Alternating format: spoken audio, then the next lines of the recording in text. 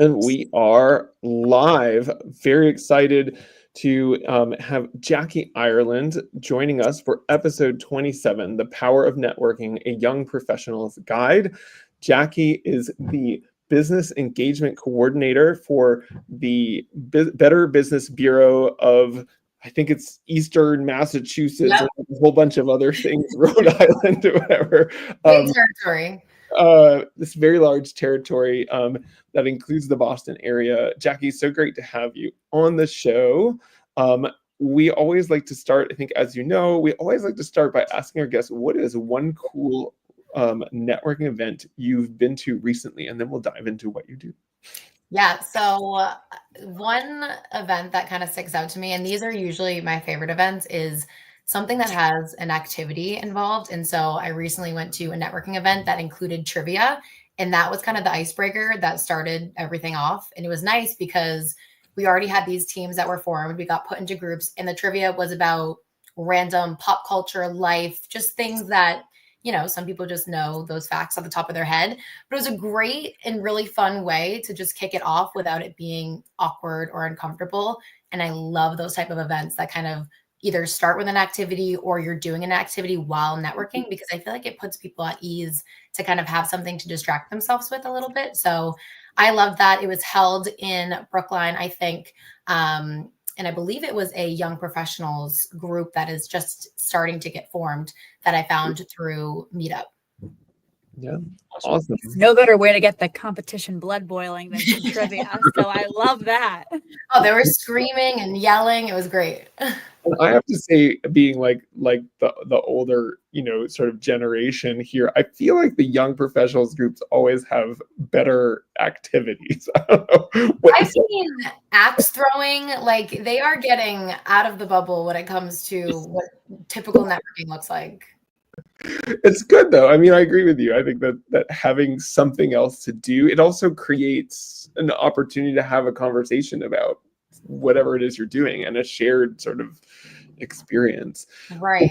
Before we dive too much into that, because I'm sure we will talk a lot about that in a second, can you tell us just a little bit about what you do at the Better Business Bureau? Yes, I would love to. So yes, you had it right. We kind of are a big organization. We're a national brand. We're a nonprofit, which a lot of people assume we are some sort of government agency, but we are not. We are a nonprofit. And our territory specifically is Eastern Mass, Maine, Vermont, and Rhode Island. So kind of funky. We skip over New Hampshire, but each of them are kind of broken down in that way. And so I serve all of Eastern Mass, which is North Shore, South Shore, Boston, Metro West, all of that good stuff. And so my role specifically is kind of changing the narrative behind what the Better Business Bureau really does. Most people think of us as the place to call if you need to complain about a business, which still very much true, always there as a resource in that sense. But we actually have a ton of free business tools and resources for people who want to start their own business and don't really know where to start. And also people who own a small business and are looking to scale and might not have the knowledge, the funds. And so we're able to kind of step in and act as that resource for them. And so it's really fun for me because I get to kind of talk to a bunch of entrepreneurs with really cool ideas that they're telling me they want help with. And then also on the other end, the small business side of it is we get to kind of watch where they're coming from and where they're growing and be with them every step of the way. So it's a really interesting role and job. And it's awesome to kind of meet such cool people. How did you end up in this role, if I might ask? No, it's funny. So not any normal way, I guess. I graduated college and kind of had a flux of different jobs. I graduated the year of COVID. So everyone was on a hiring freeze. It was kind of a mess. And so I was kind of gripping onto whatever I could. And I really got into the fitness community. I was a collegiate athlete. I wanted to stick with that. So I started coaching at a gym. One of the members at that gym is our CMO, which is Paula Fleming. And so I got to know her really well. And she was like, hey, there's this new role that we're putting in at the BBB. Like, I don't know if you're interested, if you're looking for something new. And at the time, I kind of was in that position. And I was like, you know what, let's just try it. I don't know anything about the BBB or what's going on there, but it just kind of felt right and aligned in the moment. And so that's kind of how I got here 2 years later. So it's like networking. Networking happens everywhere. It happens everywhere. And also it's your own walking resume, right? It's the intangibles too that I think, and this is when I always tell people and what we always talk about, right? Before you're actually looking for a job, networking. Now, you were networking without even realizing it, right? You're just being yourself. But that's just such a testament of when getting to know someone and connecting on a deeper level, they get to see the, the potential of what you can bring to the table, hence the connection and getting this role. Love that story. That's great. It was very, it just, again, it all ends up working out that way. And I think it comes back to like, the memory that just came out of like the coolest networking event is like that activity. It's like no one started talking about what they did for work when you sat down playing trivia. You're talking about the last time you played trivia or the fun facts that you know. And I feel like that's how you get to know people more on their personal level first. And then the professional level starts to kind of come out. And that's already you have that level of trust with them just by having a normal conversation about who you are as a person. So be more natural too. Right. Yeah. I think, well, Jackie, that's interesting. Before we're definitely going to talk a lot about networking, but I'm curious, right? You had mentioned certainly as far as what the Better Business Bureau is doing for smaller businesses. I think for me, I'm seeing a lot more solopreneurs coming out, and personally being attached to 2 startups, essentially my own, and then the one that I'm a CFO at. Definitely curious as to the types of things that you're doing for them and what's really, we have kind of a crazy economy and everything else going on right now, right? Like, what are you doing for them and what is like the most impactful? Yeah. And so I think our solopreneurs are kind of our bread and butter of who we stand for and who we work with. And I think it really comes down to within those specific resources, a lot of the early stages of starting your business, like I mentioned, you don't have the funding necessarily to hire a marketing team or go out or even the time to build your website, to get your business cards. And so that's where we're able to step in. And as a nonprofit, we're able to offer that at a super discounted rate. So it's very helpful and very useful for folks that are in that position because like I said, it usually comes down to time and money. You're very busy running your own business. You don't have that extra time to go and sit down and take the time to design your website. And so we have a ton of different tools. One of them, I think, that is very important is the website build. And so there's 2 different options. We can sit down with you and hold your hand and walk you through how to do it and get it right. And there's also a template version. And so you can kind of be your own builder in that way. And we offer a variety of different tools in that sense. But a lot of it is, the marketing and also getting people connected, putting on our own networking events, getting that and building that community as well. But yeah, I think especially in Boston and kind of where we're at, the small business, the startup and the solopreneur is really who we love to kind of help.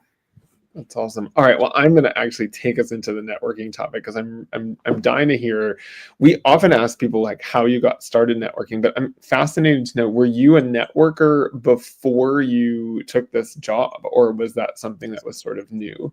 I think it's funny because when you talk about networking, I think of it as only the professional sense. Like you're going to a networking event with the intention of networking. But like Taylor said, I feel like you're always networking in general, even in your everyday life. And so I'm a pretty outgoing and outspoken person as it is. And so working in the gym or just anywhere that had an already community feel, I feel like I was usually a talker as it is. So I was kind of already building this personal brand of myself that I didn't really realize.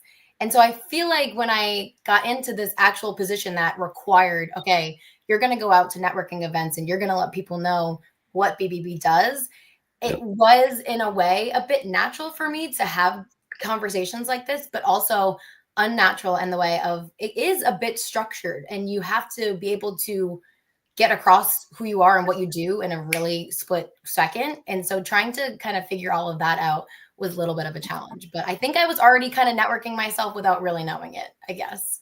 When you say, Jackie, because I could not agree more with you. When you say that there's a little bit more structure, you're bringing, something that you already have experience with, personality with, but in a different way. Was there anything that you were mindful of or that you were adding on when it came to the professional route, especially when you're starting newly at BBB?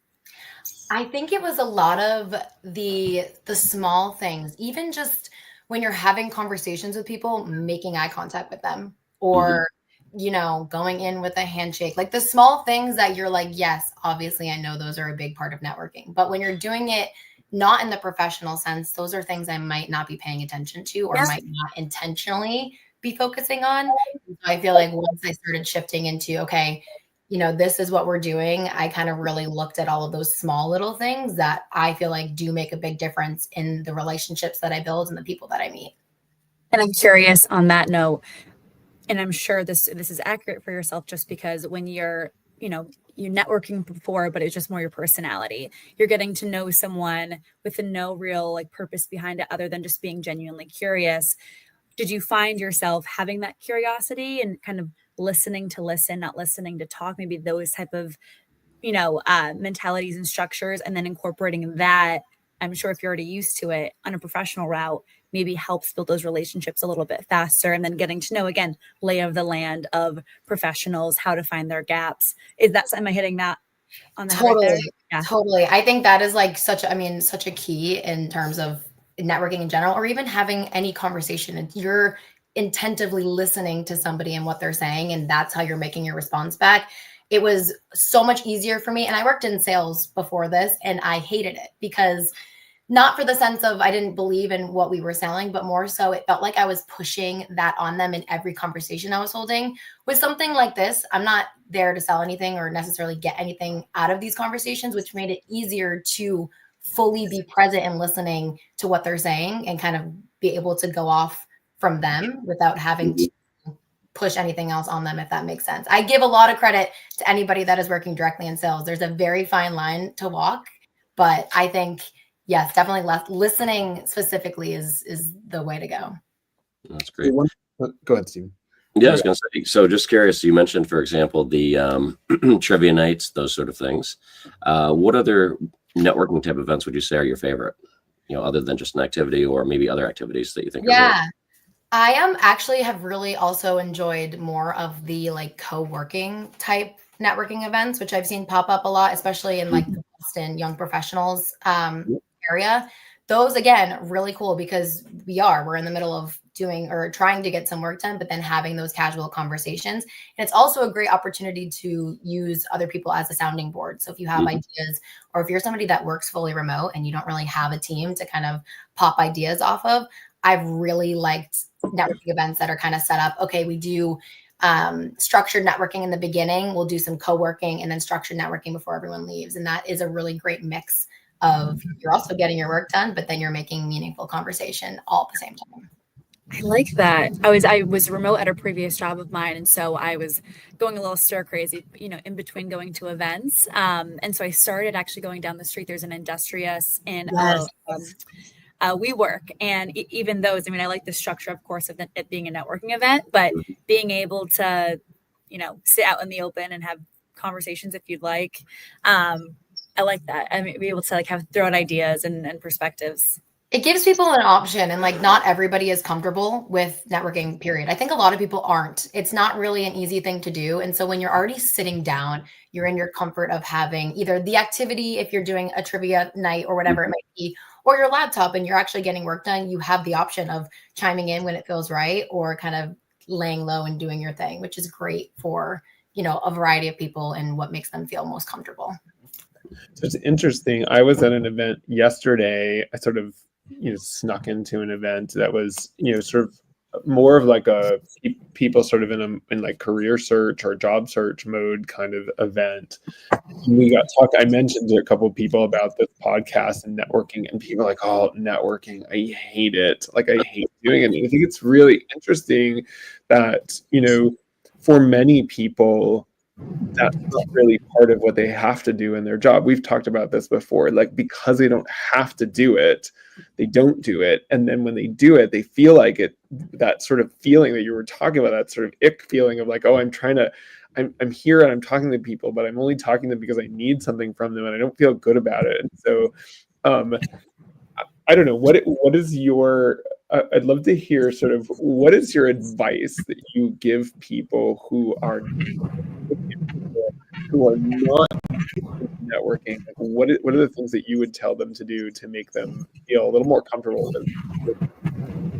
Yeah, I feel like I get that question a lot because of how much we network now. And so I started thinking about that more, even just attending networking specific focus, discussions like these. And I think one of the biggest things that I started with, because again, it wasn't necessarily completely comfortable at first, but I tried to go into every event with the intention of leaving with at least one meaningful connection, in the way of like, I'm not just exchanging my business card and leaving. I'm genuinely ready to have a follow-up conversation with this person, or I really feel like we hit it off at least with one person. Because a lot of the time these networking events are huge, right? There's like 50 to 60 people and it gets overwhelming because you're like, I could hand out my business cards left and right, but who's really going to remember anything that I said or who I am?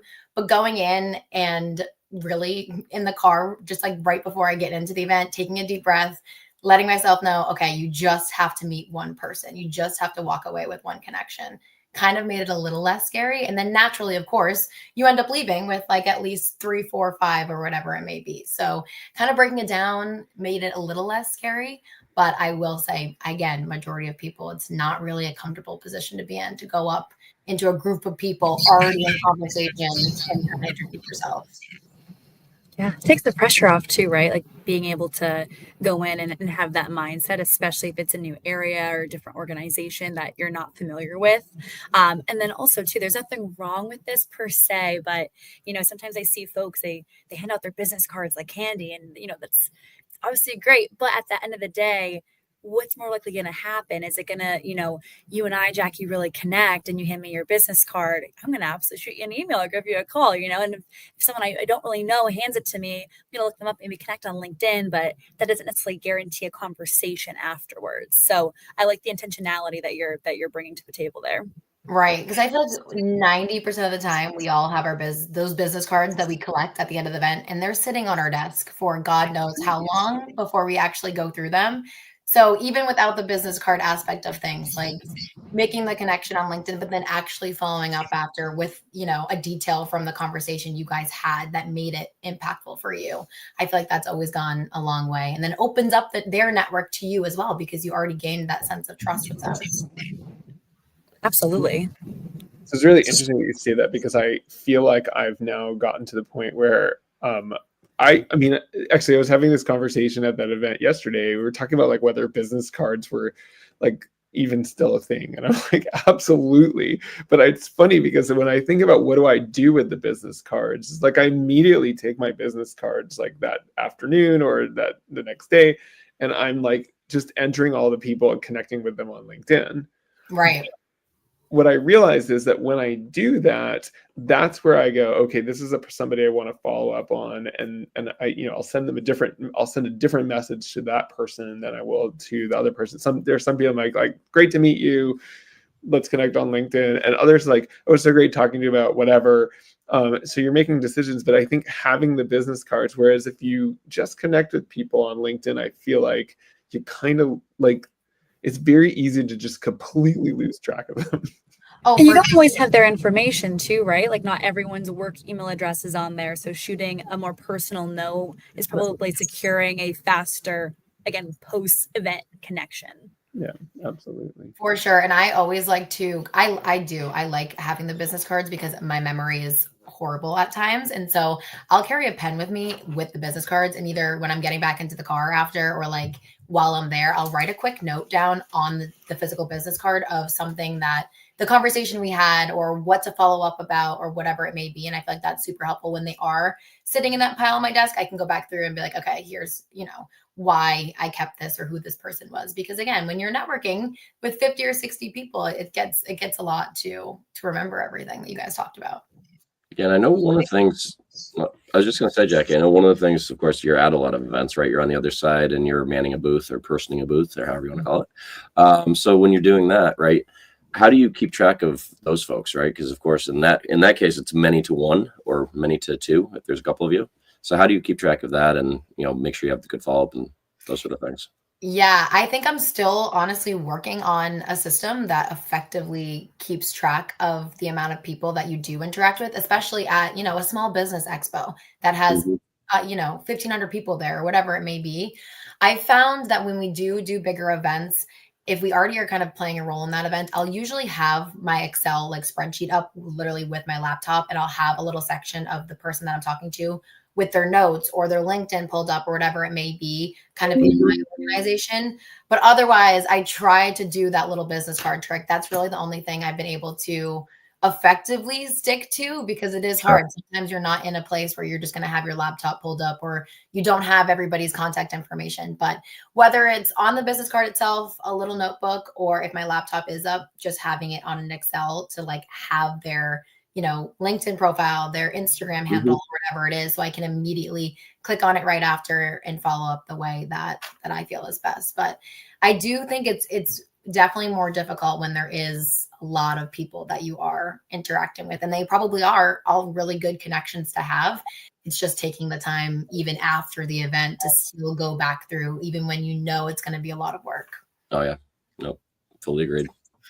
So out of curiosity, with, working with so many small businesses and upcoming entrepreneurs, you mentioned that BBB hosts a lot of your own events as well for networking. Are there any that are coming up, or any that, people can keep a lookout for? Because I know that everyone's looking for more resources and connections, especially in that area. So I think that'd be helpful to talk through. Absolutely. Yeah. So I launched about a year or so ago. I launched 2 new kind of events. One's more of a resourcing sort of event, and the other is a networking one. And so our networking event is called Brewing Better Business. It's held once a month, usually on the first Tuesday or Thursday. Sometimes it rotates, but it's held at Cafe Nero in Dedham. And it's super casual, more of, coffee and conversations vibe. It's an hour long, 8 a.m. to 9 a.m. We do have one tomorrow. And so that's been really fun, because we've been able to see a variety of different people that, again, had no idea what we were up to, and then also make meaningful connections for the people that are there and kind of build that network itself. So that's been really awesome. I'm a morning person also, so anything that's going on in the morning, I'm there for. And then the other event that we have really enjoyed doing is actually virtual, and it's more learning style, but it's called Behind the Seal, Building Better Business. And so I've been sitting down with each of our members and kind of getting to know the root of who they are before they started their business, and then their whole journey along the way. And so that's been a really great opportunity for those aspiring entrepreneurs, those solopreneurs, to actually learn from somebody who has direct experience, who talks about the challenges of starting their own business, how it worked for them, what didn't work. And it's also really cool for me, because everybody has such a unique story and the root of why they started. There's so much going on in their purpose. And so that's been really fun to kind of learn in that sense.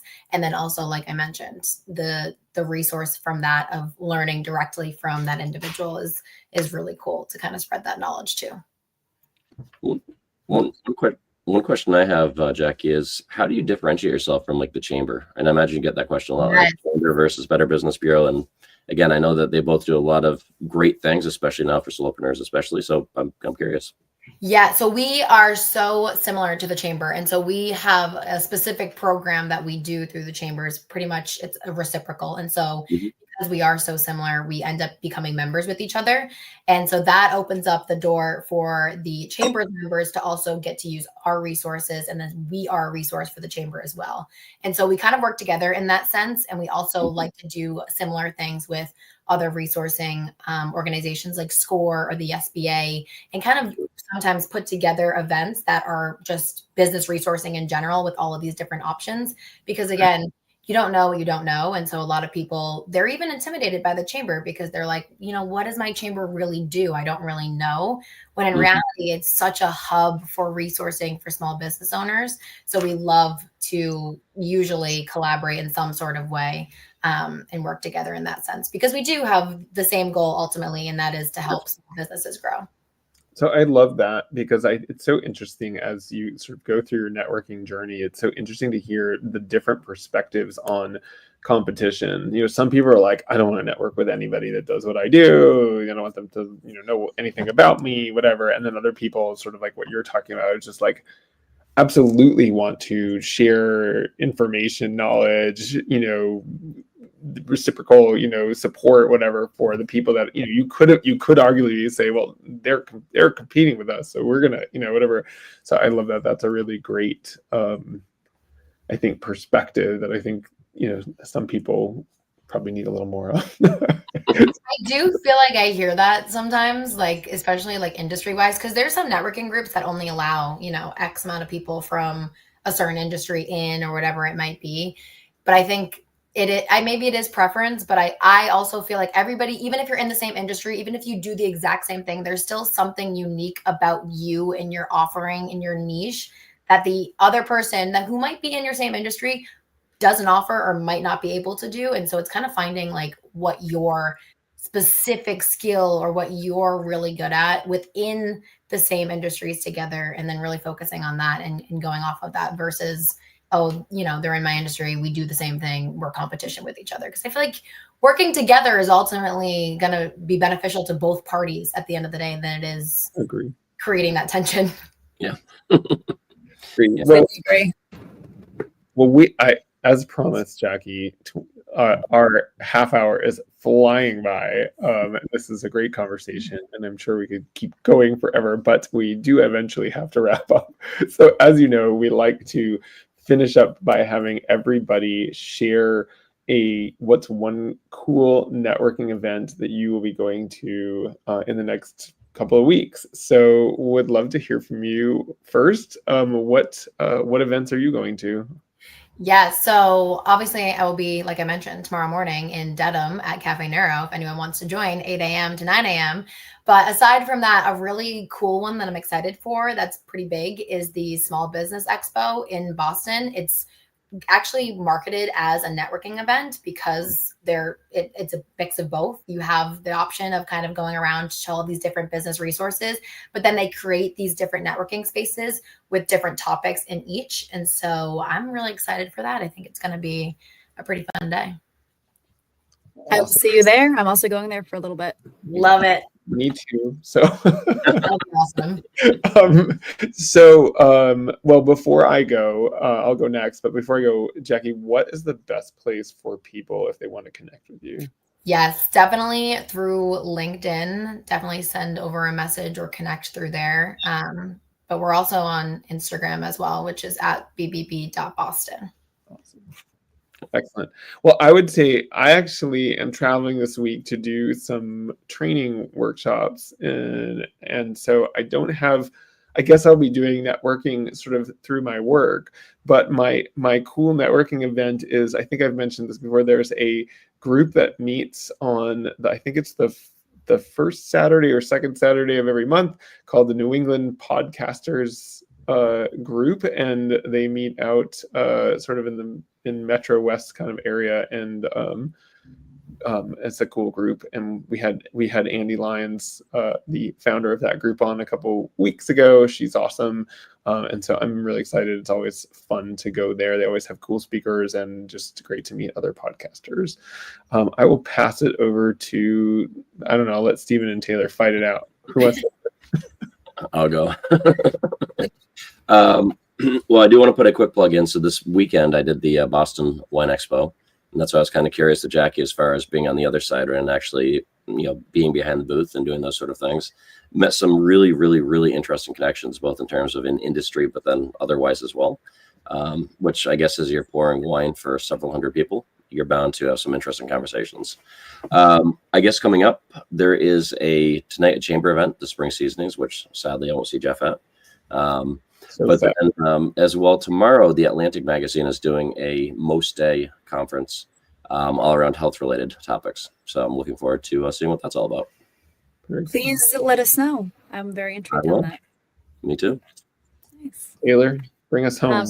Bring us home. I'll just keep it to one because there's a handful for this week, but I'm going to be going to Perkins and Will. They're hosting, which is an architecture group, lovely folks.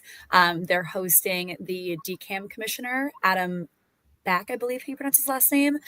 He's speaking with a couple of members of Skanska Commercial Development on the future of real estate and overall strategic priorities for DCAM. So should be very interesting, especially with a lot of updates right now in commercial development and real estate.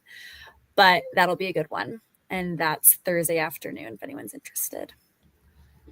I might actually be. So let's. There's a couple of others on Friday too. There's been a lot of really enticing ones, so I'll send them out. Cool. Awesome. Yeah, one of these days we'll figure out how do we start, keeping a list. But Seriously. It's a lot of work. Anyway, Jackie, this has been super fun. Thank you for joining us. Thanks for your insights, thoughts. So cool to learn more about what you're doing at the Better Business Bureau and your networking journey. Thanks so much. And, Yeah, thanks for having me. This was awesome. Yeah. Right. Thanks, Jackie. and we will see everyone next week.